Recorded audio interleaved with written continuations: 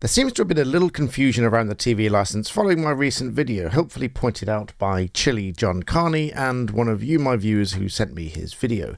If you're not familiar with Chilly John Carney, he talks about nothing else, it seems, than TV license and has a great channel and great following. So go check him out, subscribe to him. I'll link him in the description if you haven't subscribed to him already, because he gives you a rundown of what really happens from all of his viewers that tell him what really happened.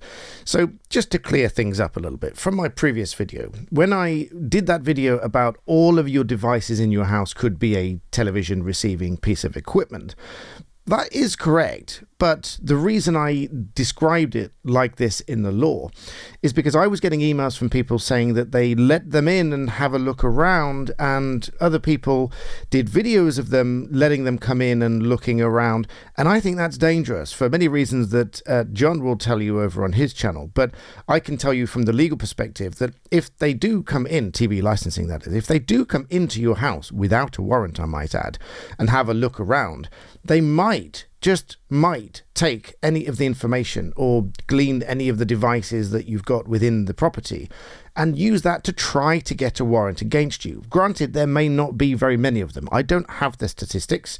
It seems that reports online say that leaked documents show that there's only 100 or 200 or 300 a year or so.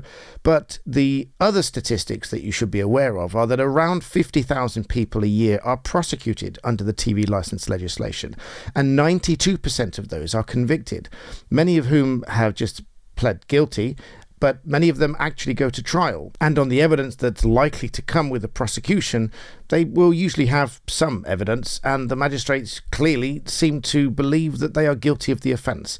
So just to clarify, you do not need a TV license to own this equipment. You need the TV license if you watch or record live TV or BBC iPlayer, or you've installed any of that equipment, which includes your phone and your iPad and your Xbox and anything else that could possibly be used for TV. If you've installed it for that purpose, which would include, for example, installing a live TV app or BBC iPlayer. But the purpose of my previous video, and the conclusion, I suppose, is don't let them in without a warrant, because if they see any of this equipment, you might be at risk of them applying for a warrant. Like I said, and John might tell you from his viewers' experiences, warrants are probably quite rare. I don't have those statistics and I can't tell you that. And as John quite rightly said, I am talking about the letter of the law. This is what the letter of the law says. But when it comes to what is a television program company, even the BBC press office that gives out the official word on TV licensing and from the BBC couldn't give me a definitive list of these TV companies. So I think that's a little bit obscure, and I don't think that's really fair, but that's the situation that we're in.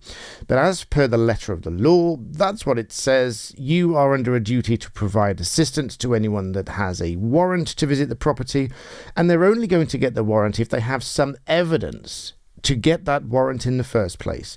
And if they do have that warrant, you have to assist them. But the only way they're going to get the warrant is if they know that you've got some device that they believe is going to be watching live TV on. So my recommendation, my guidance, because it can't be legal advice for all reasons I've always said, but my guidance in that video would be to make sure that you don't allow them to come in and see your equipment. Now, John says in his video that lots of people have filmed the TV license visitors and have never had a warrant.